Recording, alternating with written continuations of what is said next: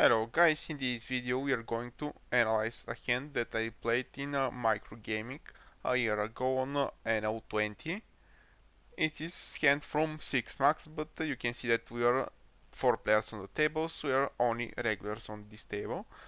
In such situations you should sit out from such a table and go away, but yeah, you can see that I played on it, which is not a good thing to do, because even bad regulars are regulars, and we can take much easier the money from the fishes than against the regulars. And it's NL20. There are a lot of tables with fishes. It's not like we're playing NL 20,000 or something like this. But let's see first the HUD that I'm going to use, and then we're going to continue with the hand. So this is the HUD that I'm going to use. On the first row we have the player's name, VPIP, preflop raise, 3-bet and folds against 3-bet. On the second row we have 4-bet and folds against 4-bet. On the third row we have a continuation bet, fold continuation bet, fold against you and rest you. And on the last row we have attempts to steal from a late position, attempt to steal from a small blind, dog bet on the flop, total aggression factor, and the number of hands. So let's start with the hand. There are 3 regulars on the table. We have one aggressive regular on the button, one very tight regular on the small blind, and one very aggressive regular on the big blind. Let's see what is happening. I am raising, which is standard. I can make it a bit bigger to something like 50 cents, 60 cents, and in racer also fine. Most of the time I'm going to make it to 50 cents here. The player on the button is 3-betting, cause let's see how much he's 3-betting. He's 3-betting 50% of the hands, which is a lot. Let's see by positions how many he's 3-betting. On the button he's 3-betting 80% of the time, which is a lot. He 3-betted 8 times from 45 situations. Let's see what is happening after him. The 2 players after us are folding. And of course for the odds that we are getting, you should go mandatory.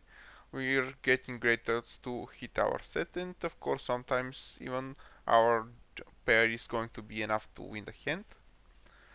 We're hitting our set, which is great. Let's see what is happening. I'm checking. I'm sure that I checked with the idea to raise. Villain is betting little. I think very often he's going to have a weak hand here. He's not going to make that small continuation bet on this board with let's say aces. Of course the pot is 3-betted, but the pot is very small. There are draws on the board, so with a strong hand I'm sure he's going to make it at least 220 and even more. We should make a raise here. I don't want to give him free cards.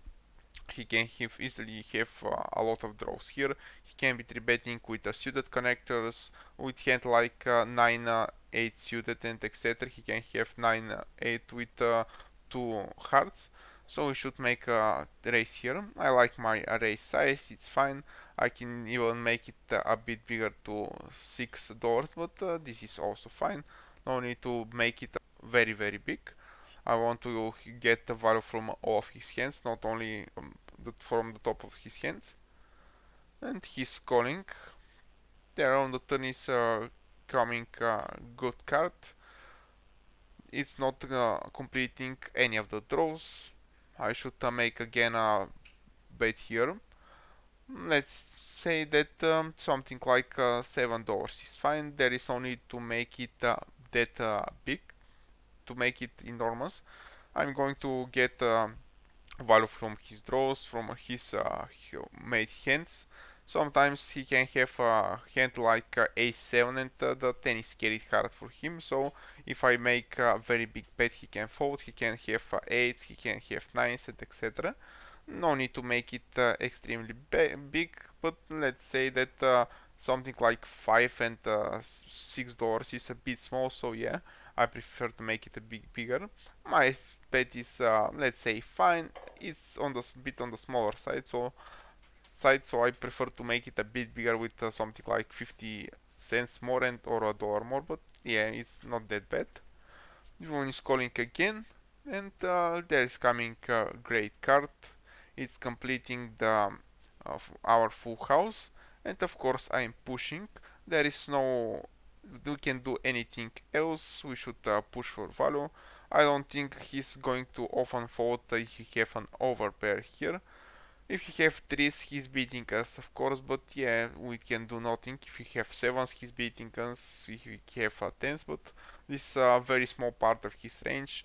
Much more often, we're ahead here against the overpair, misdraw, and if you have a misdraw, we can get value with any kind of bet. So we should push here for value. We can be hoping for hero call from 7 for hand like a7, 8s, 9s, and etc. So yeah, we should push here. Often regulars can level here and make a stupid call. And exactly in this situation, villain is calling with just top pair. He bluff catches basically. So you can see that you can always get value even against a regular when he have a crappy hand.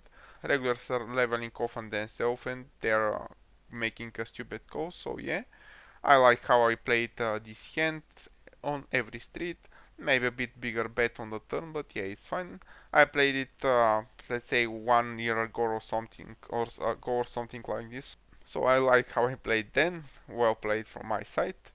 I hope you liked this video.